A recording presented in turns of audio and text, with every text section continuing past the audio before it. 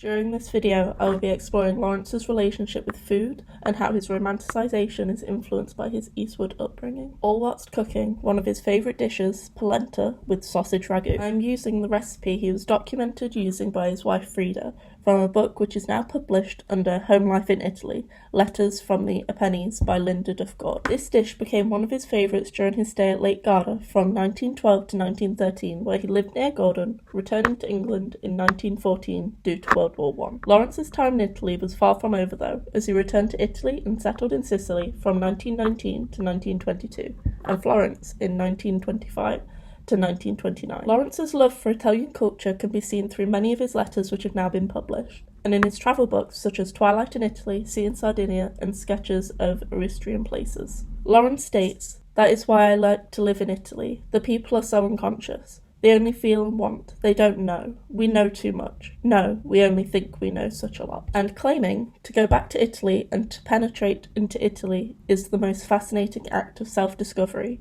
Back down the old ways of time. Italy has given me back, I know not what myself, but a very, very great deal. She has found for me so much that was lost, like a restored Oasis. His love for Italy, like his infatuation with most places, was dwindling. When Italy stopped serving Lawrence's purpose, his language surrounding the towns changed. A gossipy, villa-stricken two-humped chunk of limestone, a miniscum that does heaven much credit, but mankind none at all. Some of the only things his language didn't change around was Italian food. He was seen to have suffered from the tightness of domesticity in Germany, but never found that in Italy. Continuously finding joy in the domestic things in his environment. There was a great open fireplace, then two little things called fumil, charcoal braziers, and we've got lots of lovely copper pans, so bright. Then I light the formeau, and we cook. It's unending joy.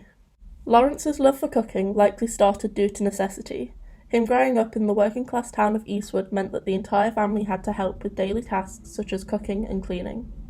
Lawrence evolved into somebody with an incredible work ethic, a praise which has been given by a multitude of people, including Mabel Lahoon, who stated in her memoir, "Now I don't believe that I ever saw Lawrence just sit.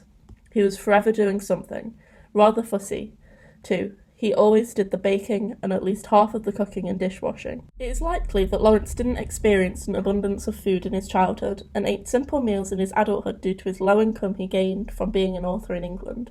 By moving to a location where the food was cheaper, where what he earned could be stretched further, meaning he got to indulge in more foods. The abundance of writing surrounding the topic of eating during his time in Italy would suggest that it brought him a significant amount of joy. Some examples include, we eat spaghetti and risotto and so on, all of our own making, and we eat quantities of soup. Midday polenta made with maize flour, boiled to a stiff porridge that one cuts into slices with a string, queer vegetables, cardi like thistle stalks. Very good, and heaps of fresh sardines, as well as him and Frida eating pounds of grated cheese. Lawrence's excitement about food wasn't only about consuming the food, he also loved attending Italian markets. His love for food markets arguably centres around the sheer amount of substance he could consume, the abundance being the focus in his writing. Coming from poverty in a pre-war East Midlands meant that food was scarce, making it understandable why he had a fixation on the amount. There are stalls of new, various-shaped breads, brown and bright. There are tiny stalls of marvellous native cakes, which I want to taste. There is a great deal of meat and kid. There are stalls of cheese, all shapes, all whitenesses, all the cream colours, on into daffodil yellow. Goat's cheese, sheep's cheese, Swiss cheese, Parmigiano, Stracciano, Ciavillo, Tornolo. How many cheeses I don't know the names of. And there is this lovely ham. There is a little fresh butter too. There are splendid piles of salted black olives and huge bowls of green salted olives.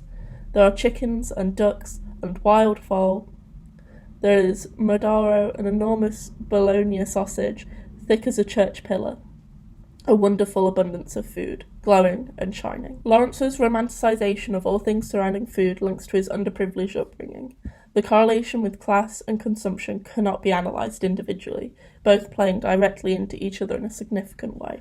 Lawrence's love for food is arguably a rejection of his past self in England, where food was scarce. His consumptuous attitude, which only is ever seen in a response to sex and food, distances himself from the Lawrence people of Eastwood knew, which could, subconsciously, have been his goal.